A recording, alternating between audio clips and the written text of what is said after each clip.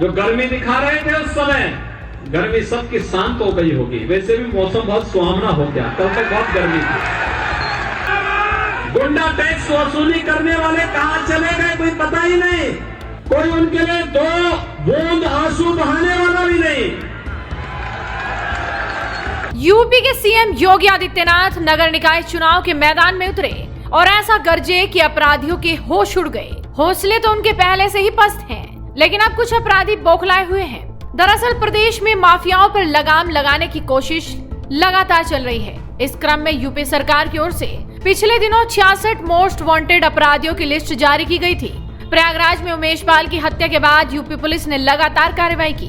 हत्याकांड में शामिल माफिया डॉन अतीक अहमद का बेटा असद अहमद समेत 4 अपराधियों को एनकाउंटर में ढेर किया जा चुका है। वहीं अतीक अहमद और उसके भाई अशरफ की हत्या हो चुकी है।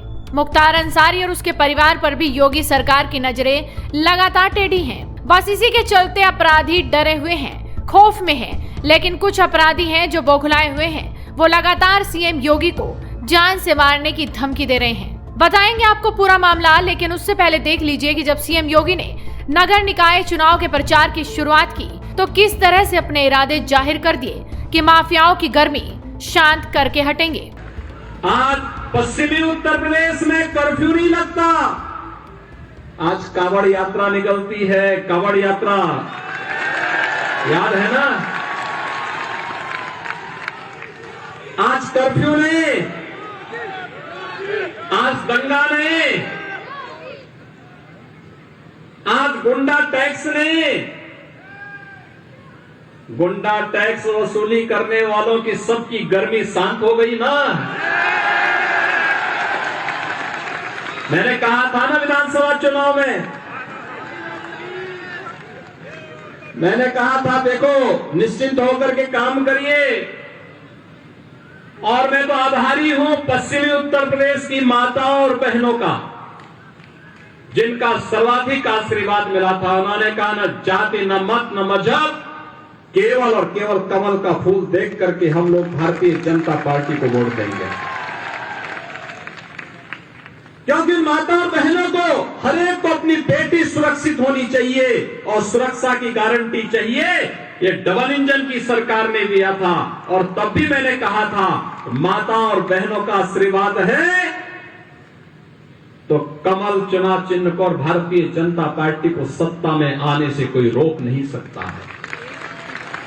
और उसी ताकत का एहसास कराते हुए मैंने कहा था तब कि जो लोग गर्मी दिखा रहे हैं ना, 10 मार्च आने दीजिए। 10 मार्च 2022, मैंने कहा 10 मार्च को जब बैलेट ईवीएम खोलेंगे ना तो उसमें केवल कमल ही कमल नजर आएगा। और भाइयों बहनों, फिर से प्रदेश के अंदर आपके आशीर्वाद से सरकार बनी। जो गर्मी दिखा रहे थे उस समय, गर्मी सबकी शांत हो गई होगी। वैसे भी मौसम बहुत सुहावना हो गया, कल तक बहुत गर्मी थी।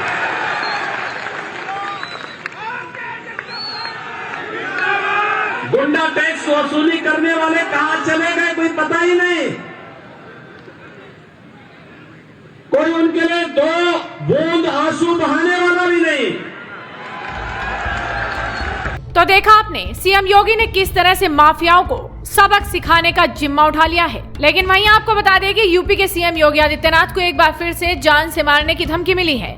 किसी अज्ञात शख्स ने 112 नंबर पर मैसेज कर ये धमकी दी है, जिसके बाद हड़कंप मच गया। सीएम योगी को मिली धमकी के बाद सुरक्षा एजेंसियां अलर्ट हो गई हैं और इस मामले की जांच में जुट गई हैं। सीएम योगी को धमकी मिलने के बाद सुशांत गोल्फ सिटी थाना क्षेत्र में अज्ञात शख्स के खिलाफ केस दर्ज कर लिया गया है। पुलिस ने आरोपी के खिलाफ धारा 506 और 507 आईपीसी और 66 आईटी एक्ट के तहत मामला दर्ज किया है। खबरों के मुताबिक 23 अप्रैल की रात को 112 नंबर के व्हाट्सएप नंबर पर एक मैसेज आया। इस मैसेज को कम्युनिकेशन अधिकारी शिखा अवस्थी ने उठाया, जिसमें सीएम योगी को जान से मारने की धमकी दी गई थी। जिसके बाद उन्होंने इस मैसेज का एक स्क्रीनशॉट लिया और तत्काल इसकी खबर बड़े अधिकारी को दे दी। इस मामले में अब लखनऊ के सुशांत गोल्फ सिटी थाने में केस दर्ज कर लिया गया है।